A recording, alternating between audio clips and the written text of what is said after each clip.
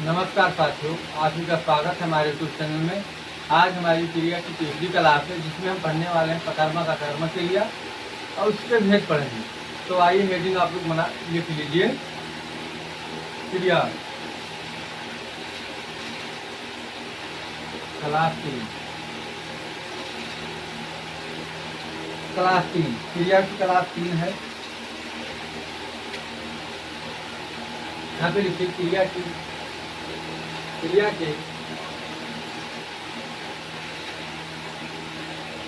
मुख्य भेद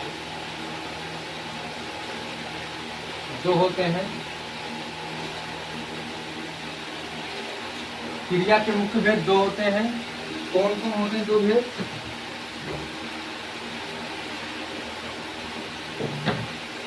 क्रिया के दो भेद होते हैं मुख्य। क्रिया के मुख्य भेद दो होते हैं। कौन कौन होते हैं दो भेद? पहला होता है कर्मक क्रिया, अकर्मक क्रिया। दूसरा होता है सकर्मक क्रिया। दूसरा कौन होता है? सकर्मक क्रिया।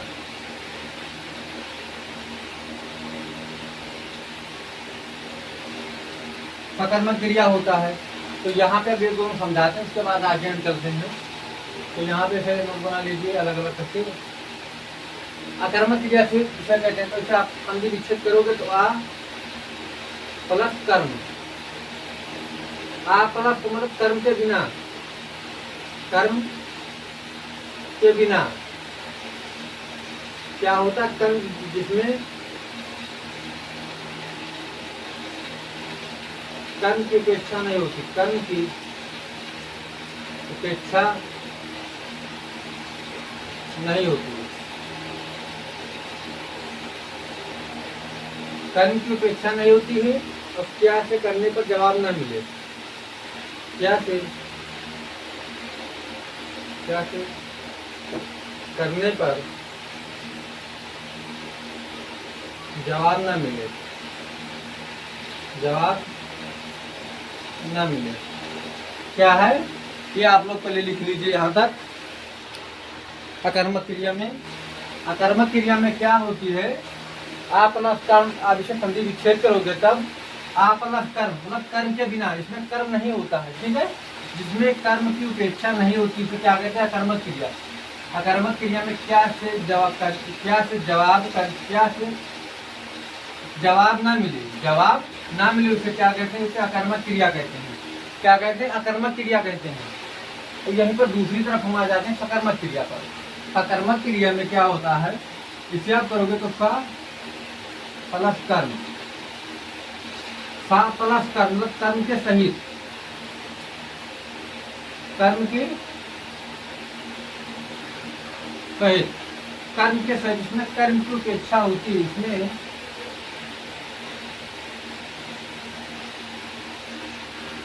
कर्म की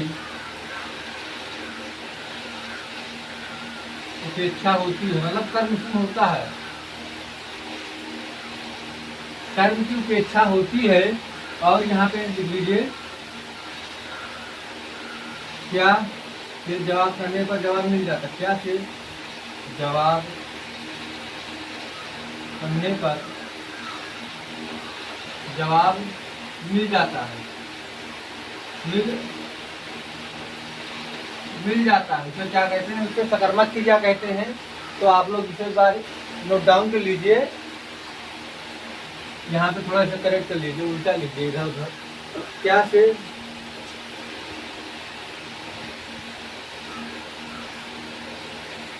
से जवाब करने पर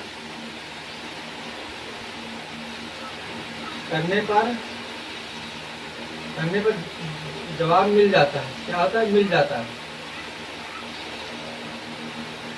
क्या है? मिल जाता है।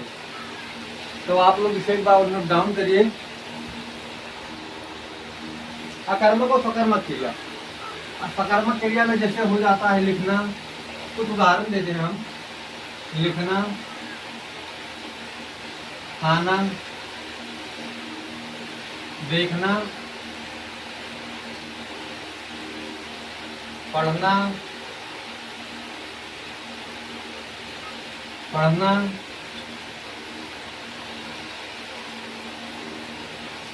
ये सब क्या है सकर्मक क्रिया। जैसे उसके बाद फिर यहाँ पे आ जाइए अकर्मक क्रिया। अकर्मक के लिए हमने उदाहरण आपको स्टार्ट कर दिया, अभी हम आपको और उदाहरण देते माध्यम से आगे बढ़ेंगे। सबसे पहले आप इसे देखिए, अकर्मक क्रिया में उदाहरण क्या क्या है। जैसे हंसना,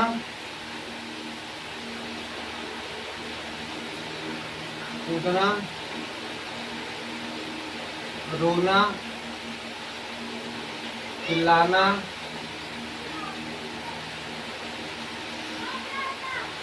चिल्लाना, फिर उसके बाद दौड़ना, गिरना, ये सब क्या है अकर्मक क्रिया। ये सकर्मक क्रिया है, ये अकर्मक क्रिया है। तो ये दोनों में आपको समझ में आ गया होगा। अब इसके उदाहरण में चलते हैं, उदाहरण के माध्यम से एकदम आपको और सटीक से पहचानने की ट्रिक मिल जाएगी। ठीक है, तो एक बार आप इसे पढ़ ले लीजिए।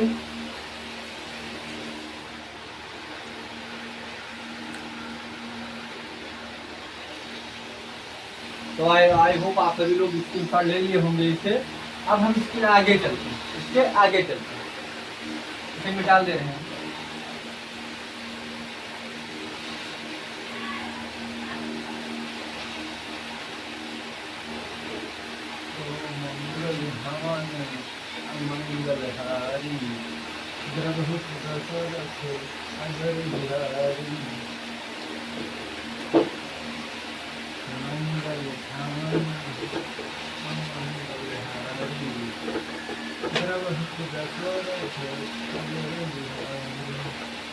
अब आप लोग हेडिंग डाल लीजिए, या पॉइंट आउट लिख लेना है आपको।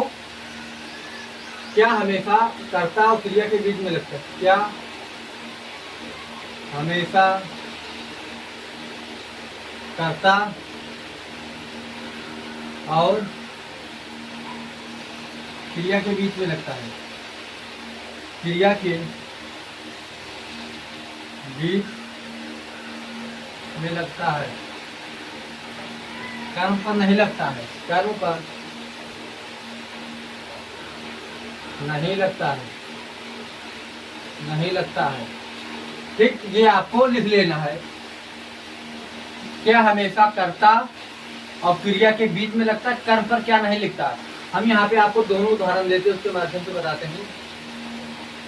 जैसे आकाश में पक्षी उड़ रहे, आकाश में पक्षी उड़ रहे हैं, आकाश में पक्षी उड़ रहे हैं। तो इसमें आपको कर्ता पहचानना और क्रिया पहचानना, कर्म को नहीं लेना है। ठीक है, तो इसमें है आकाश, ये क्या है, ये कर्ता है। इसे क्या कहेंगे हम? कर्ता कहेंगे, क्योंकि कार्य ही तो कर रहा है, कार्य को करने वाला कर्ता। ये विभक्ति चिन्ह है, क्या है, विभक्ति चिन्ह है, इससे हमारा कोई मतलब ही नहीं है। उड़ रहे हैं, ये क्या है, क्रिया है, क्या है, क्रिया है। तो यहाँ पे देखिए आप लोग, ये क्या है, क्रिया है। पक्षी कर्म, कर्म को लेना नहीं है पक्षी। तो अब आपको यहाँ पे क्या लगाना है, क्या, क्या, इसको भूल जाइए आप, क्या लिखा है, क्योंकि ये तो कर्म है, कर्म को ही लेना ही नहीं है। और यहाँ पे आप लगाइए सिर्फ आकाश, आकाश उड़ रहे हैं, उड़ रहे हैं। अब यहाँ पे लगाइए क्या उड़ रहे हैं, क्या आपको क्या लगाना है आपको, क्योंकि इसमें कर्म को लेना ही नहीं होता है। ठीक, आकाश उड़ रहे हैं, आकाश क्या उड़ रहे हैं, आपको जवाब मिला कुछ नहीं उड़े, क्या उड़ रहे हैं, आदमी उड़ रहा है, पक्षी उड़ रहे हैं, जानवर उड़ रहे हैं, क्या उड़ रहा है, जवाब नहीं मिला तो क्या हो गया, ये अकर्मक क्रिया है। क्या है, अकर्मक क्रिया है, अकर्मक क्रिया। क्या हो गया, अकर्मक क्रिया। जिसमें क्या से करने पर जवाब ना मिले उसे हम अकर्मक क्रिया कहते हैं। तो ये आपको तो समझ में आ गया कि अकर्मक क्रिया की पहचान कैसे होती है, कर्म पर क्या नहीं लगता है, क्या, कर्म पर क्या नहीं लगता है। ठीक है, अब हम दूसरे उदाहरण पर चलते हैं।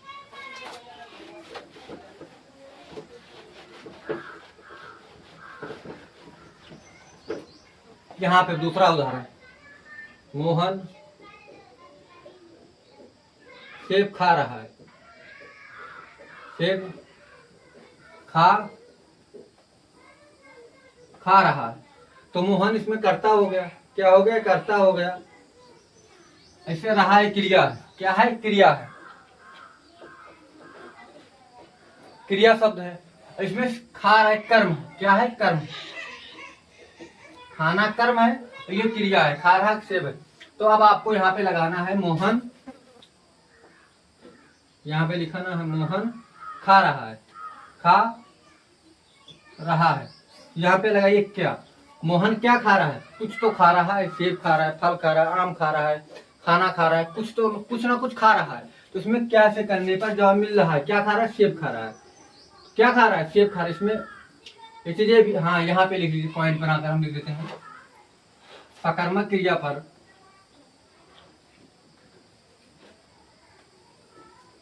कर्म पर क्या लगा सकते? क्या लगा सकते हैं? अकर्मक क्रिया पर नहीं लगा सकते। अकर्मक क्रिया पर नहीं लगा सकते, नहीं लगा सकते हैं, नहीं लगा सकते हैं। ठीक है, ये हमने इसे लिख दिया, आप समझ में आ जाएगा। तो यहाँ पे देखिए, मोहन क्या खा रहा है? कुछ तो खा रहा है। यहाँ पे आप डेस्क में भर दीजिए, कुछ भी भर दीजिए। सेब खा रहा है, आम खा रहा है, खाना खा रहा है, कुछ ना कुछ खा रहा है। उसे हम क्या कहते हैं? सकर्मक क्रिया कहते हैं। तो आई होप आप सभी को आज की क्लास बहुत अच्छी लगी होगी। कल मिलते हैं नेक्स्ट वीडियो में। यहीं से हम अभी सकर्मक क्रिया के दो भेद होते हैं, अकर्मक सकर्मक, ये पढ़ते हैं। उसके बाद हम आगे चलते हैं। धन्यवाद, मिलते हैं नेक्स्ट वीडियो में।